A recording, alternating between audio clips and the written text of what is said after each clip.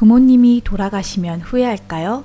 나를 힘들게 한 가족이지만 정작 그 가족을 잃게 되었을 때 후회할까봐 스케이프고트들은 더 참고, 더 노력하고, 더 기다리고, 더 인내합니다. 스케이프고트로 성장한 카운셀러 패트리샤 존스는 그녀의 어머니가 90이 넘어서야 비로소 현실을 인정하고 받아들였고, 그로부터 약 2년 후 어머니가 돌아가셨습니다. 그녀의 저서에서 소개한 어머니가 돌아가셨던 그 과정의 일부를 간략하게 나누어 보겠습니다.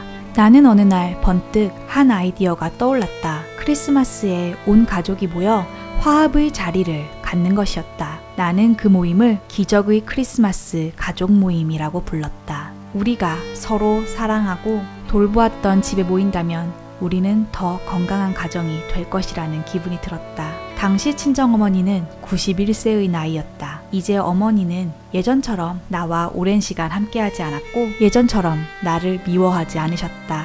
가족들에게 자신의 죄를 뉘우치고 용서받을 수 있는 기회를 주고 싶었다. 한 기적이 크리스마스에 일어납니다.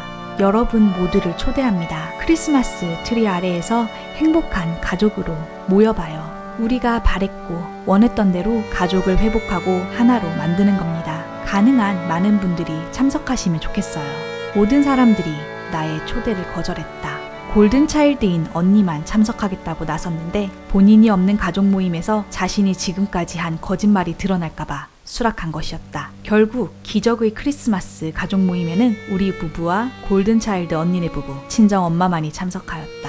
나의 노력은 실패로 끝났다. 나는 어리석게도 지금까지 자신들이 내게 했던 행동에 대한 죄책감이나 반성을 보이지 않았던 가족들, 과거를 잊어버리라고 요구했던 가족들과 화해를 하려고 했던 것이다. 가족들은 한 명씩 세상을 떠났다. 나의 친정어머니는 94세의 나이로 돌아가셨다. 나는 어머니가 돌아가시기 직전인 2년 동안 거의 연락을 하지 않았다.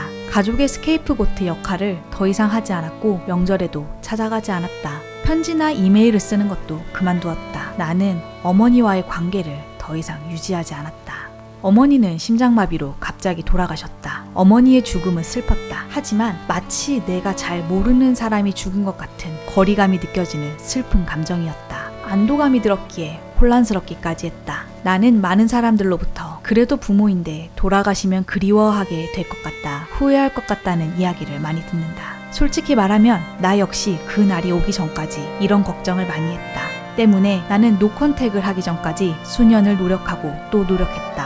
하지만 어머니와의 관계는 항상 안 좋게 끝났다. 나는 타인을 내가 원하는 방식으로 바꾸는 것은 불가능하다는 것을 깨달았다. 나는 그다지 어머니를 그리워하지 않을 것이라 예상했다. 슬프게도 나의 예상은 맞았다. 어머니와의 관계란 부정직하고 경쟁적이고 조종하려 하고 분노와 신경질로 가득 찬 것이었다. 그런 사람을 어떻게 그리워할 수 있을까? 어머니는 내가 원하는 것을 주지 않았고 나도 어머니가 원하는 것을 주지 않았다. 물론 나도 그리운 것이 있다. 내가 그토록 바라던 이상의 어머니 말이다. 나를 사랑해주고 지지해주고 힘들 때 내 뒤를 지켜주는 존재. 나는 인생의 대부분 이상의 어머니를 그리워했다. 이 상실감은 어머니가 정말 돌아가신 것보다 나를 더 슬프게 했다. 또한 나는 어머니가 돌아가시기 전부터 진실을 받아들였기 때문에 어머니가 돌아가셨다고 해서 더 이상의 상실감을 주지 않았다. 부모와의 실제 관계가 어떠했건 부모를 그리워한다고 말하는 사람들은 내가 보기에 대부분 자신이 결코 가지지 못했던 이상적인 부모의 상을 그리워한다는 것이다. 나를 사랑해주는 부모가 없다는 사실을 받아들이지 못했거나 언젠가는 내가 원하는 부모가 될 것이라는 희망을 가지고 있다면 부모의 죽음은 매우 힘들 것이다. 하지만 내가 그랬던 것처럼 이 사실을 받아들인다면 죽음에 대해서는 슬픔과 공허함을 느끼겠지만 부모를 그리워하거나 후회하지는 않을 것이다. 만약 당신이 가족이 죽거나 사고가 나길 바란다면 이건 매우 심각한 수준이다. 당신이 자유로워지고 평안을 얻기 위해서는 당신의 가족이 죽거나 당신이 가족을 떠나는 것 뿐이라는 의미이다. 스스로에게 독이 되는 가족으로부터 벗어나도 된다는 판결을 내려주어라. 위험한 순간까지 자신을 몰고 가지 말아라. 모든 것이 무너지기 전 떠나라. 당신 가족들이 어떤 사람들인지 인정하고 너무 많은 것을 기대하지 말아라. 이것이 학대로부터 치유하는 시작이다. 나는 마침내 가게에 내려오는 학대의 대물림을 끊어내었다. 그러니 당신도 할 수 있다.